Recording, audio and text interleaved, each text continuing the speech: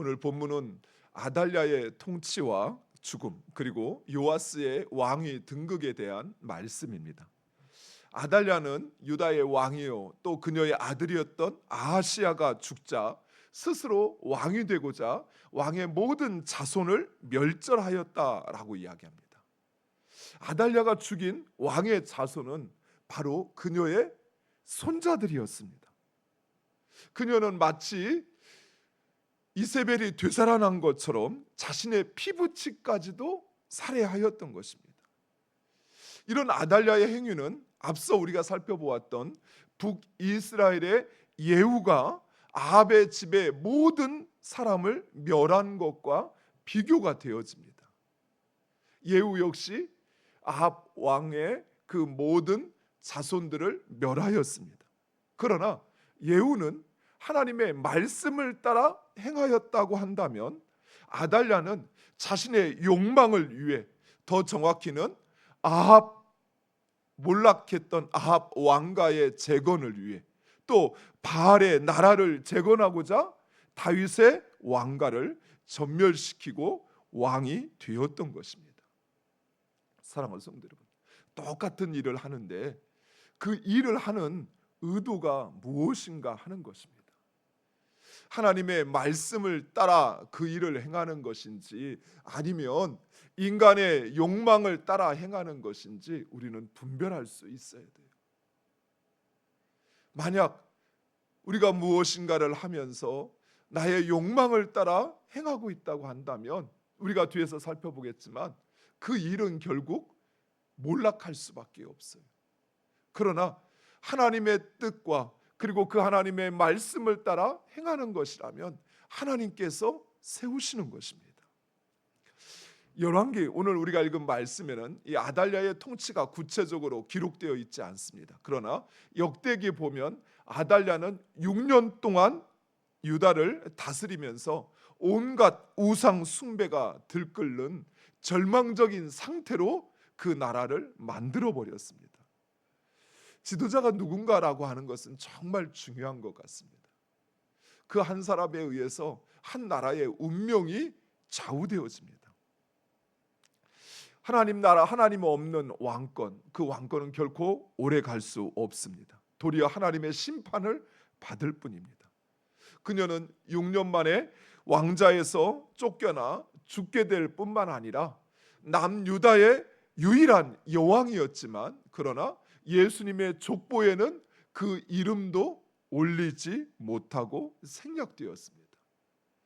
많은 다른 여인들은 오히려 왕이 되지 않았지만 그 이름을 예수님의 족보에 올리고 남겼지만 아달랴는 기억조차 되지 않는다는 것입니다. 본문에는 이런 아달랴와는 완전히 다른 또 한 여인이 등장하는데 그녀는 바로 아하시야의 누이 여호세바입니다. 그녀는 아달랴가 아하시야의 모든 자손들을 죽이는 가운데서도 아하시야의 아들이었던 요아스를 빼내어 하나님의 성전에서 6년간 숨기어 그를 양육하고 남유다의 왕으로 세우는 것을 볼 수 있습니다.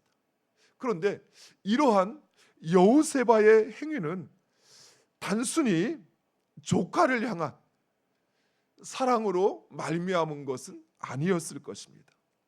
첫 번째로 이 여호세바가 아하시야의 누이라고 본문은 소개하고 있습니다. 그렇다면 그녀의 어머니는 아달랴입니다. 그리고 후에 이 여호세바의 남편이었던 제사장 여호야다는 이 아달랴를 죽이는 일을 도모하고 그 일을 실행하게 됩니다. 즉 사위가 장모를 죽이는 일이 벌어지는 것입니다.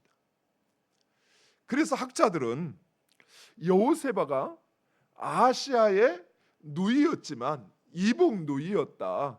즉 배가 다른, 엄마가 다른 누이였을 것이다. 당시 왕에게는 많은 아내들이 있으니까 그래서 다른 어머니에게서 낳은 누이라고 그렇게 추정을 합니다. 왜냐하면 성경은 그것조차도 말하고 있지 않기 때문에. 그러나 그렇다고 할지라도 당시 아달랴는 아하시아의 아버지였던 여호람의 정실 부인이었습니다. 즉 이 아달랴는 공식적으로는 여호세바의 어머니가 된다는 사실입니다. 그리고 두 번째로 당시 이 아달랴의 피해 숙청 속에서도 요아스를 숨기고 6년 동안이나 보호하여 성전에서 양육한다는 것은 보통 일이 아니었습니다. 예굽 바로 왕 때 모세를 낳았던 모세의 부모는 모세를 3개월 양육하고 더 이상 양육할 수가 없어서 그 아이를 갈대 상자에 태워 나일강에 떠보낼 수밖에 없었습니다. 아이의 울음소리, 또 아이가 성장하면서 발생하는 그 많은 일들로 인하여 부모는 생명을 내어놓아야만 했기 때문입니다. 이런 사실을 생각한다면 여호세바가 이 요아스를 숨기고 또 성전에서 6년 동안 양육한다는 것은 생명을 걸어야 하는 것이었습니다. 생명을 걸어야만 할 수 있는 일이었던 것입니다. 이런 사실로 보아 우리가 깨닫게 되는 중요한 것이 있습니다. 그것은 바로 여호세바는 자신의 생명과 죽음을 두려워하지 않을 만큼 하나님과 그리고 그 하나님의 약속, 곧 다윗의 왕조를 영원히 이어가겠다는 그 하나님의 약속을 믿었던 것입니다.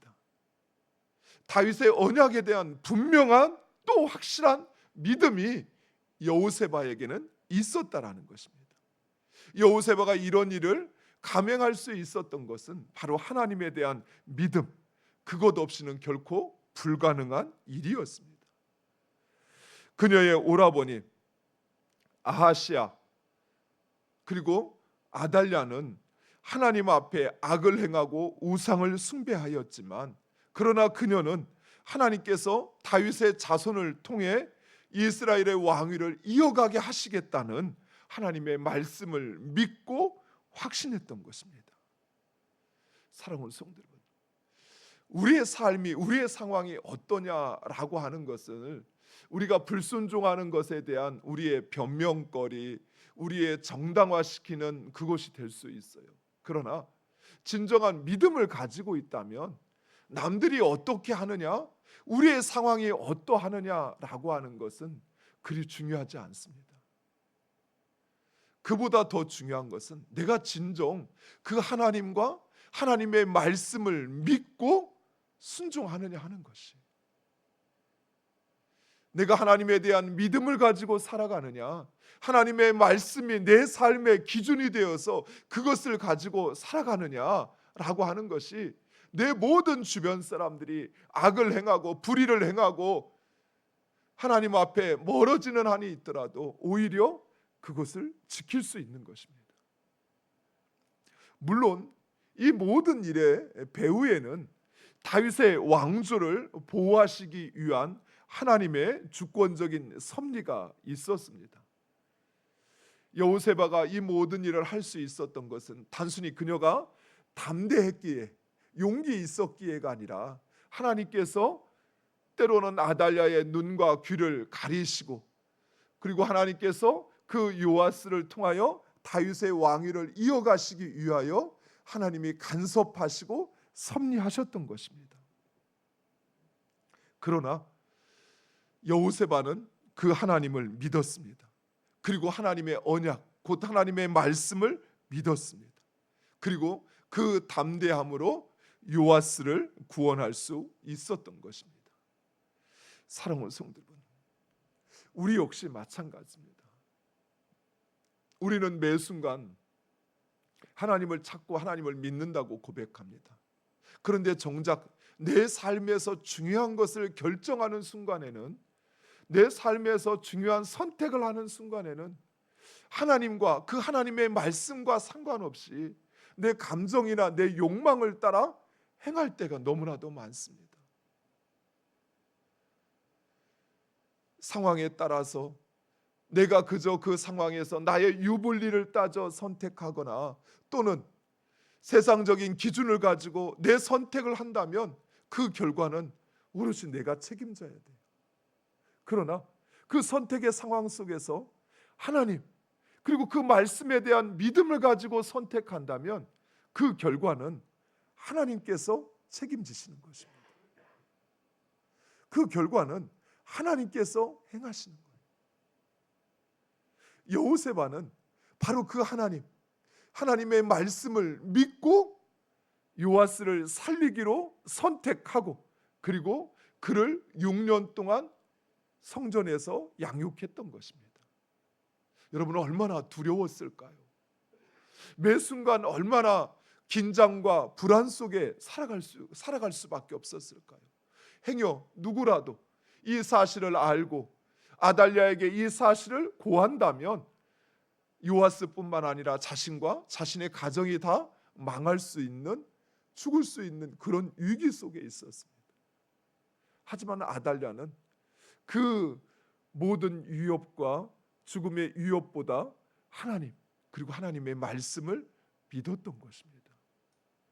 사랑하는 성도 여러분, 이처럼 우리가 우리의 삶에서 선택하는 순간, 결정하는 순간 우리에게는 그 선택의 기준이 하나님이 되어야 합니다. 내가 결정하는, 내가 이 일을 하고 이 말을 하고 이 일을 도모하는 이 모든 것의 이유는 하나님의 말씀이 돼야 돼요. 그러면 하나님이 책임져 주십니다. 왜요? 그 마음을 주신 분, 하나님을 향한 뜻과 하나님을 향한 마음을 주시어서 결정하게 하신 것은 바로 하나님께서 내 안에 역사하고 행하시는 것입니다. 반대로 내가 내 뜻과 내 감정과 내 욕망과 그리고 세상의 기준을 따라 행하는 것은 오히려 하나님께서 하시는 것이 아니라 사단이 내 안에 나를 충동질하고 있는 거예요. 그리고 그 결과는 아달랴가 맞이한 결과와 다를 바 없습니다. 사랑하는 성도 여러분, 우리는 하나님의 말씀이 반드시 이루어짐을 믿어야 합니다. 그리고 그 믿음으로 죽음을 두려워하지 않는 마음으로 행하여야 할 것입니다. 그리하면 하나님께서 하십니다. 그리고 하나님께서 그에게 상을 베푸십니다. 이제 이스라엘의 왕이 된 요아스는 맨 먼저 행한 일은 하나님과의 그 언약을 갱신하는 것이었습니다. 하나님께서 다윗과 맺었던 그 언약, 시내산에서 이스라엘 백성들과 맺었던 그 언약을 다시 한번 백성들에게 선포하고 그들이 하나님의 백성이라는 사실, 그리고 하나님이 이 다윗의 왕조를 영원토록 이어가신다는 사실을 백성들에게 깨닫게 합니다. 그리고 우상과 신당을 파괴하고 바알의 제사장들을 제거하였습니다. 마치 북이스라엘의 예후가 행하였던 것처럼 요아스 역시 종교 개혁을 단행합니다. 오늘 말씀에 이로 인해서 온 백성이 즐거워하고 온 성이 평안하였다라고 말씀합니다. 그때의 요아스의 나이가 7세였다라고 말씀합니다. 사랑하는 성도 여러분, 우리의 삶에서 참 평안, 정말 우리가 행복하고 그리고 우리가 평안한 삶을 사는 길, 그것은 힘과 권력에 있지 않습니다. 또 나이가 많다고 해서, 경험이 많다고 해서, 연륜이 많다고 해서 얻을 수 있는 것이 아니라는 것입니다. 요아스는 7세였지만 그러나 그 나라의 백성들을 즐겁게 하고 평안케 하였습니다. 그것은 바로 오직 하나님만을 섬기며 하나님의 말씀에 순종할 때, 그때 행복할 수 있고 평안할 수 있는 것입니다. 사랑하는 성도 여러분, 예수님은 항상 제자들에게 나아갈 때 이렇게 물었습니다. 너희가 평안하냐? 참 평안이신 예수님, 그 예수님이 우리 가운데 오실 때 우리는 참 평안을 얻을 수 있습니다. 사랑하는 성도 여러분, 오직 그 하나님을 믿고 하나님의 말씀에 순종하는 것, 그것이 가정이 평안할 수 있는 길이에요. 그것이 내 하는 일이 평안할 수 있는 것입니다. 사랑하는 성도 여러분, 오직 그 하나님을 믿고 말씀에 순종하는 우리 모두가 되기를 간절히 축원드립니다. 기도하겠습니다. 아버지 하나님 감사합니다.